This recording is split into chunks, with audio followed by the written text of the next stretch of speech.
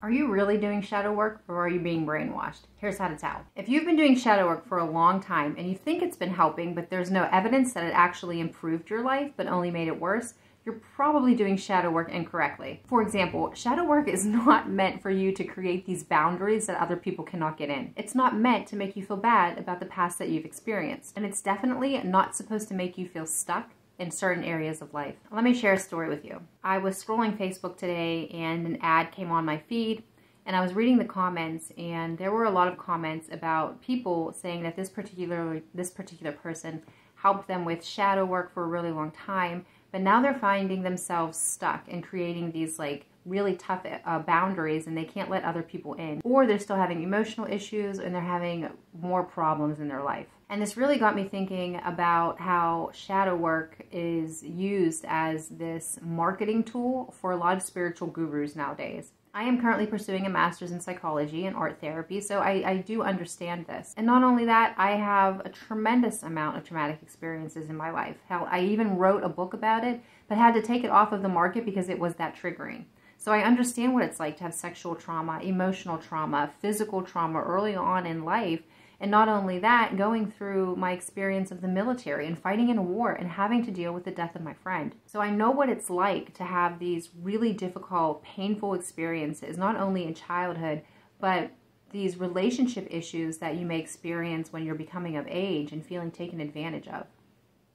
And these are really difficult things for a person to heal from or to overcome. And sometimes traditional therapy is not enough. It can be hard to get access to a great therapist. It could be hard to find a therapist that actually gets you and understands you, because therapists are human too, and we all go through a similar program, but that doesn't mean that the product of the therapist is the same. But I understand the issues. What I'm trying to say is that I understand how difficult it is for a person that's experienced a lot of traumatic things to find a great therapist or a coach or somebody that truly understands them. Going back to this whole shadow work thing, where the shadow work is looking back into your past and your unconscious and bringing things to light, or bringing these suppressed feelings or these emotions or these belief systems and understanding them and bringing them to your conscious in order for you to change them and not let them dictate or direct your life and direct your choices in life.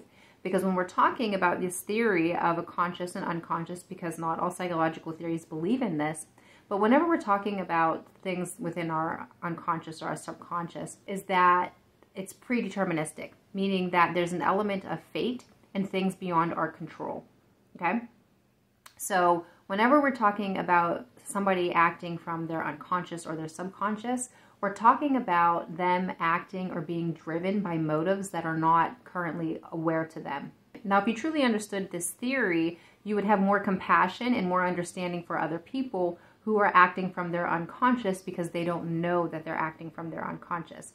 But a lot of people don't want to acknowledge this part of this theoretical approach because, in a sense, it doesn't give them a sense of power. It doesn't give them a sense of being able to point blame at the other person. It doesn't give them that sense of being stuck in victim mode. What I'm trying to say is that because you've experienced these really difficult things in your life, and you're having problems in your life, and you want to figure out the cause of it, you do shadow work to try to determine and try to understand the origins of why you're doing things in a certain way, why you're behaving in a certain way, why you're having all of these issues and problems in your life, whether you want to heal from them or whatever your motives are.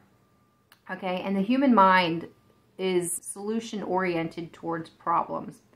So whenever you are experiencing problems in your life, and that can be the mental illness problems, emotional problems, any kind of issues or problems that may stem from having a traumatic past or a really difficult early upbringing, shadow work is a great way for the mind to come to those solutions and to find those origins. So there's a sense of satisfaction that comes whenever you're doing shadow work. Like, oh, no wonder I'm, terrible in relationships because my dad abandoned me.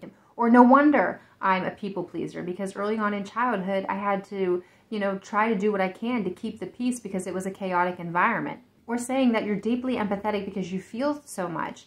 And the solutions to all of these problems is to create boundaries. Like, you have to create boundaries around yourself and other people. And the purpose of creating boundaries is so that way you can distinguish yourself from the other. but you don't necessarily want to push the other away too much because you need other people in life. We are social beings, we're communal beings, and no matter how isolated you feel, you're not isolated because we need other people to help us. When you look at humanity as a species, we're like ants, right? We all work together, we build each other's houses, we bring each other's foods. Like, even though you are isolating yourself and not being in intimate or close relationships, this does not necessarily mean that you're not dependent upon other people. You are, you're just not aware of it. See, what happens whenever you're in shadow work for too much and you're focusing on yourself and you're creating these boundaries, you're pushing the other person away too much and too far. And that's not a good thing. It's not a good thing because it creates victimhood within you. It creates blame. It creates stuckness. And you're not actually doing any real personal or self-development or healing work. But at the end of the day, you have to look back into your life and see how it has improved by following this particular person or this theoretical framework of doing shadow work. Because like I said before, if you've been doing shadow work for a really long time, but you look back into your life and you're still having relationship issues, you're still having career issues, or you're just not living the life to your fullest potential and not like waking up and feeling like you have the potential to create the most awesome life that you can, then you're not doing shadow work correctly. And if this sounds like you, don't worry, because psychology has evolved past the psychodynamic theories of Freud and Jung into humanistic theories. Now, humanistic theories focus on free will, and they focus on like the person, they focus on you and helping you to uncover the same issues and the same problems that you're trying to figure out doing shadow work. Only the difference is, again, like I said, it's about free will. So I would suggest looking at Carl Rogers and person-centered theory that focuses a lot on free will. That might be very helpful for you if you're starting to feel like you've been doing shadow work and you just need something more elevated or more evolved. And of course, Abraham Maslow's hierarchy of needs. I don't know if you've ever heard of the pyramid of the hierarchy of needs, but essentially at the top is like self-actualization. It's not so much spiritual in nature where shadow work and Carl Jung's theories may be, but rather it's more of like spirituality as a component to the person. Gestalt theory is also really good if you're, want to learn more about the interworkings of a person. So Gestalt theory looks at the different aspects of a person and understands them as a whole or like a collective. So spirituality would just be one part of a person. It's not the whole part of a person. So that's definitely something that I would suggest checking out if you're interested in doing self-help work. Or, of course, you can follow me and engage in the conversation. I have a ton of information and a ton of experience related to personal growth and my own healing journey, as well as the, books. Here, I'm looking right here. See, I got Carl Jung's books right here. The meanings, the symbols. We had to do this in art therapy of like symbols and stuff, but also Carl Jung's Discovered Self.